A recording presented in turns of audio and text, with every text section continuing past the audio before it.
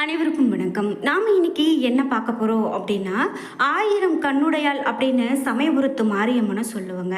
அந்த 1000 கண்ணுடையாள் அப்படின்னு ஏன் சொல்கிறோம் அப்படிங்கிற ஒரு சுவாரஸ்யமான கதையை நம்ம இந்த வீடியோவில் பார்க்கலாம்.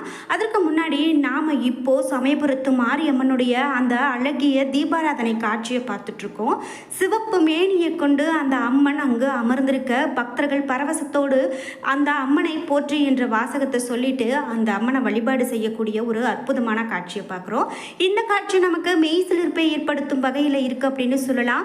இந்த வீடியோவை பார்த்துட்டு இருக்கும்போதே உங்களுக்கு அம்மன் பிடிக்கும், சமயபுரத்தால் பிடிக்கும் அப்படின்னா வீடியோக்கு ஒரு லைக் பண்ணிவிட்டு கீழே கமெண்ட் பாக்ஸில் சமயபுரத்து மாரியம்மனுக்கு போற்றி என்ற வாசகத்தை பதிவிட்டுட்டு உங்கள் மனசில் நிறைவேறாத ஒரு வேண்டுதல் இருக்குது, இது எனக்கு ரொம்ப நாளாக எனக்கு கஷ்டத்தை கொடுத்துட்ருக்கு அப்படின்னு நினச்சிங்கன்னா இந்த நேரம் அதை நினச்சி வேண்டிக் கொள்ளுங்க.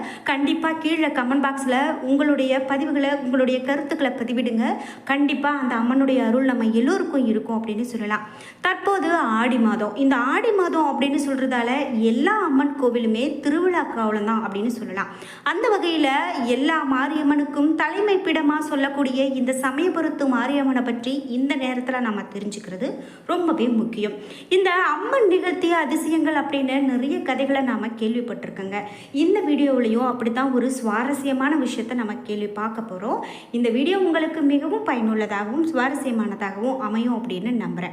வீடியோக்கு ஒரு லைக் பண்ணிவிட்டு கீழே கமெண்ட் பாக்ஸில் பதிவிட்டுட்டு நீங்கள் இன்னும் உற்சாகம் டிவி சேனலை சப்ஸ்கிரைப் பண்ணாமல் இருந்தால் சப்ஸ்கிரைப் பண்ணிக்கோங்க. கூடவே இருக்க பெல் ஐக்கானை மறக்காமல் கிளிக் பண்ணிவிடுங்க. அதோடு இந்த வீடியோவில் இல்லாத ஏதாவது ஒரு கருத்து உங்களுக்கு தெரியும் அப்படின்னாலும் பதிவிடுங்க. அதோடு இந்த விஷயத்த நீங்கள் இப்படி சொல்லியிருக்கலாம் அப்படிங்கிற விஷயம் உங்களுக்கு தெரிஞ்சது அப்படின்னா மறக்காமல் அதையும் சொல்லுங்கள். அதை நம்ம அடுத்த வீடியோக்களில் சரி பண்ணிக்கலாம். சரி, அடுத்ததாக நம்ம என்ன பார்க்குறோம் அப்படின்னா, ஜோதிட பலன்கள் அப்படிங்கிறது நம்ம எல்லோருக்குமே நம்ம தெரிஞ்சுக்க வேண்டிய ஒரு முக்கியமான விஷயம் அப்படின்னு சொல்லலாங்க. ஏன் அப்படின்னா, ஜோதிட பலன்களை தெரிஞ்சுக்கும் போது கண்டிப்பாக நாம் இந்த தொழிலை செய்யலாமா, இந்த நேரத்தில் வீடு கட்டலாமா, அதே போல் என்னுடைய குழந்தைங்க படிக்கவே மாட்டேங்கிறாங்க, அதுக்கு என்ன காரணமாக இருக்கோ, அதோடு எங்கள் வீட்டில் ஏதாவது எதிர்மறை சக்தி இருக்கா அப்படின்னு எனக்கு சந்தேகம் இருக்குது அப்படின்லாம் நீங்கள் யோசிச்சிங்கன்னா ஸ்ரீ வராகி அம்மன் ஜோதிட நிலையத்தை தொடர்பு கொண்டு பேசி பாருங்கள். கண்டிப்பாக அதற்கு உங்களுக்கு சரியான பதில் கிடைக்கும். அந்த வகையில் வராகியம்மன் ஜோதிட நிலையத்தின் தொலைபேசி எண் இந்த வீடியோவுக்கு கீழே டிஸ்கிரிப்ஷனில் கொடுத்துருக்கேன். நீங்களும் அந்த தொலைபேசி எண்ணுக்கு முயற்சி செய்து பாருங்கள். கண்டிப்பாக உங்களுடைய வாழ்க்கையிலையும் நிறைய மாற்றங்கள் வரலாம். சரி, நாம் இப்போது இந்த அம்மன் சமயபுரத்தாலை பற்றி பார்த்துட்ருக்கோம். ஆடி மாதம் பிறந்து போயிட்டுருக்கு. இந்த நேரத்தில் செவ்வாய், வெள்ளி, ஞாயிற்றுக்கிழமைகளில் அம்மனுடைய கோவில்களில் பெண்களுடைய கூட்டம் அலைமோதும் அப்படின்னு சொல்லலாம். அந்த வகையில் சமயத்தில் வந்து காக்கக்கூடிய மாரியம்மன், பெண்களுடைய தாயாக விளங்கக்கூடிய மாரியம்மன் சமயபுரத்தால். இந்த ஊர் கண்ணபுரம் அப்படின்னு விளங்கக்கூடியதாக நம்ம சொல்கிறோம். கண்ணபுரமாய், மகமாயி அப்படின்னு கூட நம்ம சொல்கிறோங்க. விக்ரமபுரம், மகா காளிபுரம் அப்படின்லாம் இந்த ஊருக்கு நிறைய பேர் இருக்குங்க. சரி, நாம் பல நூறு வருஷத்துக்கு முன்னாடி இப்போ போகலாம். அதாவது பல நூறு ஆண்டுகளுக்கு முன்னாடி அன்னை சக்தியின் ஆதி வடிவம் ஸ்ரீரங்கம் ரங்கநாதர் கோவிலில் வைஷ்ணவி அப்படிங்கிற பெயரில் குடிக்கொண்டிருந்தாளாம். சக்தியினுடைய உக்கிரம் தாங்காத அப்போதைய சுவாமிகள் அந்த ஸ்ரீசக்கர வடிவிலான அன்னையை கண்ணபுரம் அப்படிங்கிற தலத்தில் பிரதிஷ்டை செய்கிறாங்க. அப்படியே பல நூறு வருஷம் போகுது. கண்ணபுரத்தில் குடிக்கொண்டிருந்த அன்னை புற்று வடிவில் வேப்பமரம் சூழ காத்திருந்தாங்களா. அந்த அன்னை தன்னை வெளிப்படுத்தி கொள்ளக்கூடிய காலமும் ஒரு நாள் வந்திருக்கு.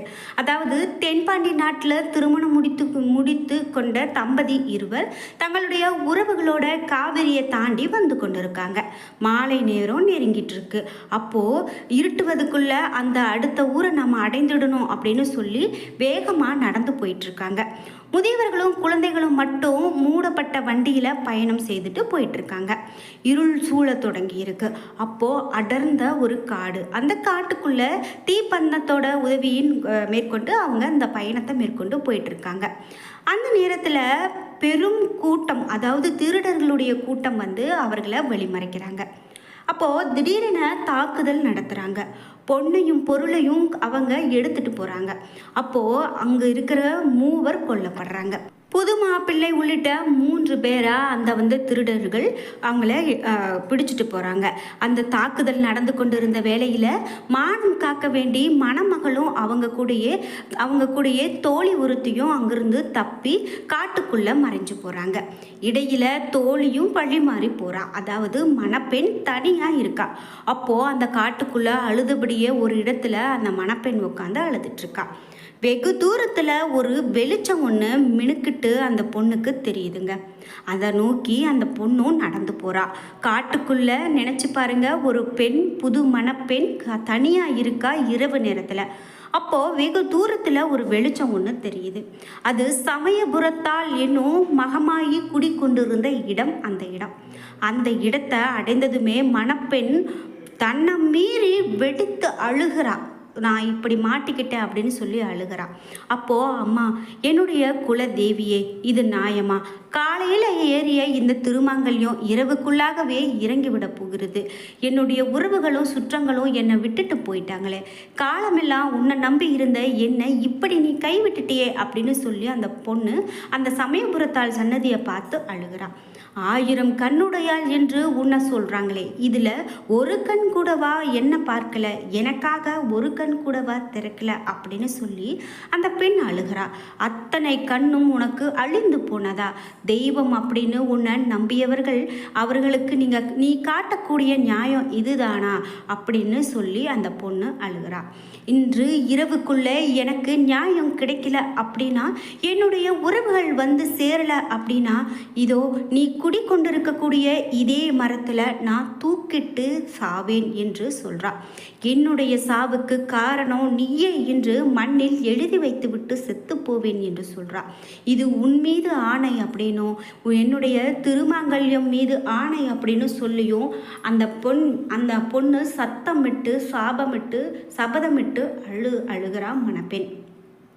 இரவு நேரம் போய்கிட்டே இருக்கு.